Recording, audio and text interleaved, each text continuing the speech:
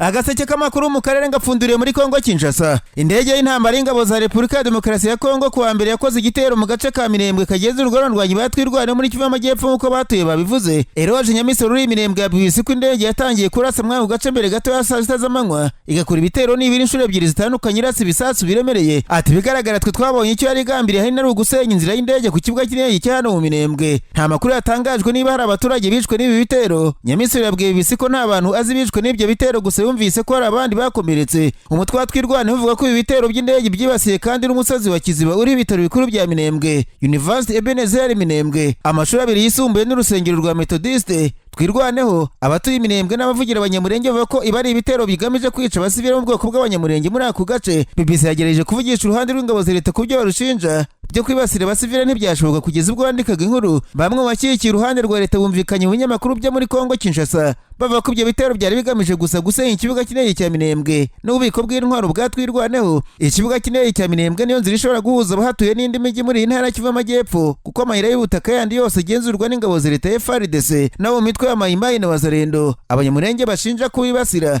Ibitero byo kuwa mbere byakurikiye ibitero byo ku butaka byabaye mu ntangiriro z'icyumweru gishize ku mihana itandukanye ituweho n'abanyamulenge, Imikenke, ibibokoboko mu Minembwe n'ahandi. Ibyo bitero nabyo Twirwaneho yavuze ko ari iby'ingabo za leta n'abafatanyabikorwa bazo barimo wazarendo, mayimayi ya Kutumba n'abandi byo kwica abasivile b'abanyamulenge. Ibyo uruhande rw'ingabo za leta rwahakanye. Mu mpera z'ukwezi gushize mu rupfu rwa Colonel Michel Rukundo uzwi nk'amakanika wari ukuriye Twirwaneho watuye mu Minembwe batangaje ko bakurikiyeho ibitero byo mu kirere by'ingabo za leta n'imirwano yo ku butaka hagati ya Twirwaneho n'ingabo za leta. Mu byumweru bibiri bishize umutwe wa Twirwaneho bwa mbere watangaje ko wifatanije na M23. Uyu mutwe wa M23 ntabwo uragera mu bice bigenzurwa na Twirwaneho. Abarwanyi ba M23 kuri uravuga mu bice bya teritwari ya Warungu mu gihe bivuga ko bashobora gukomeza bagahura n'abatwirwaneho bagenzura ibice bitandukanye muri teritwari za Fizi na Mwenga ziri muri Kivu y'Amajyepfo. Abategetsi muri Kongo bavuga ko ingabo za leta n'abazarendo bashyize imbaraga mu kubuza M23 gukomeza yerekeza mu majyepfo ivuye mu bice bya Warungu na Kamanyora ngo isatire umujyi wa Uvira. Ubukoreramo ubutegetsi bw'intara Kivu y'Amajyepfo bwirukanwe Bukavu no gukomeza hepfo muri Fizi Baraka ugana mu mijyi nka Karere mu ntara ya Tanganyika. Ibitero by'ingabo za leta yagenzurwa na M23 cyangwa se yagenzurwa na Twirwaneho kimwe n'ibitero bya M23 ku bagenzurwa n'ingabo za leta bishobora kugira ingaruka ku basivile zirimo kwicwa hamwe n'ubuhunzi nk'uko byabonetse kuva 2022 kugeza mu mirwano yagiye ibahanganisha. Hanyuma kandi ishyaka UNC ry'umunyapolitike Vital Kamerhe akanaba perezida w'inteko ishinga amategeko ya Kongo Kinshasa ryamaganye umugambi wo kumwica uriho muri Kongo. Ibyo umugambi w'uko Kamerhe agomba kwicwa byatangajwe na vice perezida wa kabiri w'inteko ishinga amategeko ya Kongo Christophe Mbozo uyu ku cyumweru gishize ubwo ari mu gikorwa cya politiki yumvikanye asaba abatware gakondo ndetse n'abapfumu muri Kongo Kinshasa gukora imihango kugira ngo Vital Kamerhe apfe.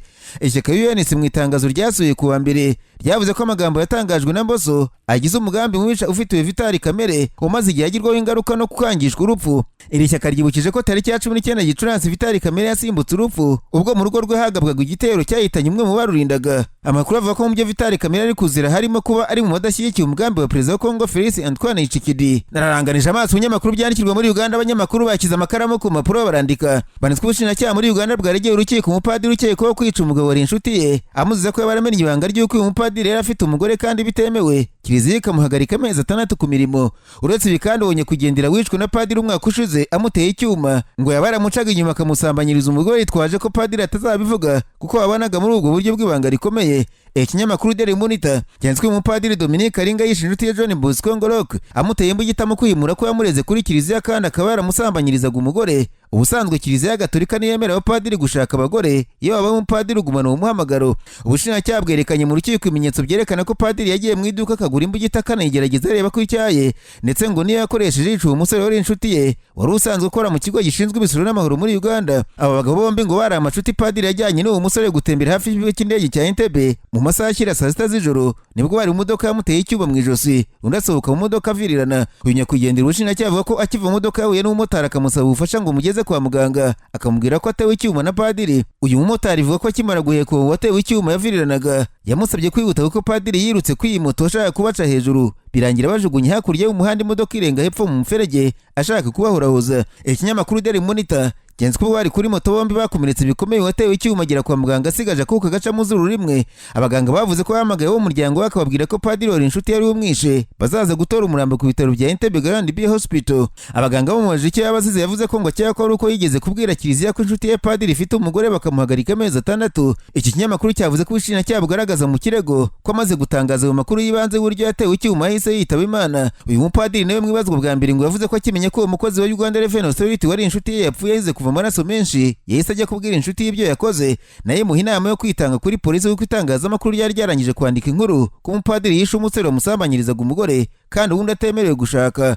Uyu padiri ukekwaho kwica wasambanyaga inshoreke ko urafungiye kuri gereza ya Kigo akaba azakurikiranwa ubwicanyi bugambiriwe kuko ubushinjacyaha avuga ko kuba yaragiye kugura icyuma yaragambiriye kwicanya kwigendera. Hanyuma kandi umugaba mukuru w'ingabo za Uganda Jean Muzikene Rugaba yavuze ko igihugu cye cyohereje ingabo zasanzwe mu murwa mukuru wa Sudan y'Epfo Juba kugira ngo zihabungabunge umutekano mu gihe umwuka mubi wongeye kuzamuka hagati ya Perezida Salva Kiir na Vice Perezida wa mbere Riek Machar wateye impungenge z'uko intambara y'abenegihugu ishobora kubura muri iki gihugu. Mu minsi yashize amakimbirane yari yongereye muri Sudan y'Epfo, igihugu gicukurwamo peteroli nyuma y'uko guverinoma ya Kiir ifunze abaminisitiri babiri ndetse n'abayobozi bakuru b'ingabo benshi bakomoka ku ruhande rwa Riek Machar. Kuva icyo gihe minisitiri umwe yararekuwe. Ifatwa ryabereye Juba n'imirwano ikaze mu nkengero z'umujyi wa Nasir uherereye mu majyaruguru bigaragara ko bibangamiye amasezerano y'amahoro muri 2018 yarangije intambara y'imyaka 5 hagati y'ingabo za Salva Kiir n'ingabo za Riek Machar yahitanye abantu barenga 400,000. Umugaba mukuru w'ingabo za Uganda Muzikene Rugaba yavuze ati mu minsi 2 ishize ingabo zacu zasanzwe zinjiye Juba kugira ngo zihinde umutekano. Ati twebwe UPDF tuzi gusa perezida umwe wa Sudan y'Epfo nyakubahwa Salva Kiir intambwe yose yo kumurwanya no gutangiza intambara yo kurwanya Uganda. Minisitiri w'itangazamakuru muri leta ya Sudan y'Epfo n'umuvugizi w'ingabo ntibitabye telefone ubwo yitanze yagereza gusa bisobanuro birambuye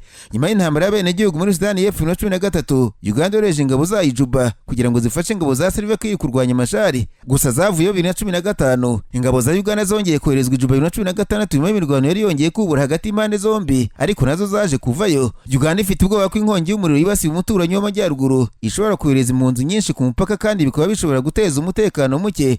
Jenerali Kainerugaba ntiyavuze niba kohereza ingabo vuba ko ari ugusubiza icyifuzo cya guverinoma Salva Kiir cyangwa se ngo asobanurire ingabo zizamara muri Sudan y'Amajyepfo. Nasimbukiye muri Tanzania abanyamakuru bicaye imbere mudasobwa barandika. Banasiko umunyapolitiki utavuga leta ya Tanzania bwana Tundu yamaganye umushinga wa Kiliziya Gatolika wo kugeranya kugendera Mwalimu Julius Nyerere umuhira uzajya mu batagatifu avuga ko atigeze umutagatifu yari umunyapolitiki. Ikinyamakuru Daily Monitor cyavuze ko bwana Tundu yavuze ko abanyedini bafatiranye kugendera yarapfuye bakaba batangiye kugira urupfu rw'iturufu nyamara ngo yaza kuba hari ubwo atari kubyemera. Julius Nyerere perezida wa mbere wa Tanzania wayihesheje ubwigenge gategeka imyaka 24 avuga ko ari we musingi wo kwibohora kwa Afurika, ariko umunyapolitiki Tundu yavuze ko amateka ya Nyerere afitemo ibihato ku buryo nta muntu ukwiye kumutagatifuza. Tundu yavuze ko nta muntu ukwiye gutagatifuza Nyerere kuko ari umuntu yakoraga ibyaha, ahamya ko nubwo ari umugatolika nkawe nta wakwemera ko kwiyubikiriza ishaka kuzana byo kumuha ubutagatifu. Umuryango nyakwigendera Julius Nyerere washubije Tundu kuri ibi ngibi avuga ko ntawe ukwiye guha ubutagatifu Julius Nyerere. Bavuze ko atari we wari kubishaka ndetse babwiye Tundu ko niba ari ubutagatifu yamaze kubuhabwa kuko bizera neza ko ari mu ijuru. Kiliziya Gatolika isanganwa mu muheme wo gutangiza inzira iganisha umuntu ku buhire byazagaragara ko yakoze ibintu byiza ku isi akaba yaba umutagatifu. Abagatolika muri Tanzania batangiye gahunda y'umunsi uzwi nk'umunsi wa Julius Nyerere wizihizwa tariki ya 1 ukwezi kwa gatandatu. Amakuru akavuga ko ibiganiro byo kumushyira mu buhire bizakomeza gukurura impaka kuko ari abavuga ko ari umuntu wabayeho ubuzima butagatifuje, ariko bandi nka Tundu bakaba babona ko yari umuntu usanzwe udakwiye gukabirizwa ngo abe yashyirwa mu bagirwa batagatifu. Tundu avuga ko umurage wa nyakwigendera Julius Nyerere wareberwa kuba imitegekere ye yaratumaga amabi y'abategetsi agomba guhanwa n'Imana gusa, kandi urebye uko ibintu byifashe uyu munsi ubona ko bafite ubutegetsi babwitwaramo nabi ku buryo kuvuga ko ushaka kubatagatifuza waba ugambaniye demokarasi muri Tanzania. Agaseke k'amakuru mu karere ngapfunikire muri Kenya abanyamakuru bakojeje ba muri no barandika. Banditswe abadepite batavuga rumwe na leta mu Buholandi bamaganye uruzinduko rw'umwami w'iki gihugu muri Kenya, bavuze ko ari ahantu hadatekanye muri iki gihe ho kwisukirwa. Ikinyamakuru The Kenyans cyanditswe ko abadepite bavuze ko ubuhahirane ari ngombwa ariko leta y'u Buholandi ikwiye kubanza kumenya niba ahantu umutegetsi wabo agiye hizewe, cyane ko bamaze iminsi abantu banenga ubutegetsi bafatirwa muri Kenya bagasubizwa mu bihugu byabo. Abadepite baravuga ko babona ko nta gishya kiri muri Kenya bagasanga nta mpamvu umwami wabo yakabaye ajya gusura iki gihugu kitavugwa neza mu ruhando rw'amahanga mu bijyanye no kubahiriza uburenganzira bwa muntu. Aba badepite bo mu Buholandi bamaganye uruzinduko rw'umwami wabo muri Kenya nyuma y'uko abanyakenya bandikiye inteko ishinga amategeko y'u Buholandi bayisaba ko yakwamagana uruzinduko rw'umwami kuko babona ko ubutegetsi bwa perezida William Ruto bwatesekaje cyane uburenganzira bwa muntu mu gihugu. Mu kwezi kwa mbere umwaka abanyakenya bo mu Buholandi bakusanyije imikono 22,000 basaba ko umwami w'iki gihugu atasura Kenya kuko igihugu cyapfuye gihagaze. Leta ya Kenya yavuze ko abanditsi b'ingwi basaba ko umwami wa Rwanda atabasura ari Bangamwabo bashaka gusuzugura ubutegetsi bwa Kenya kwanza burangajwe imbere na Perezida William Ruto.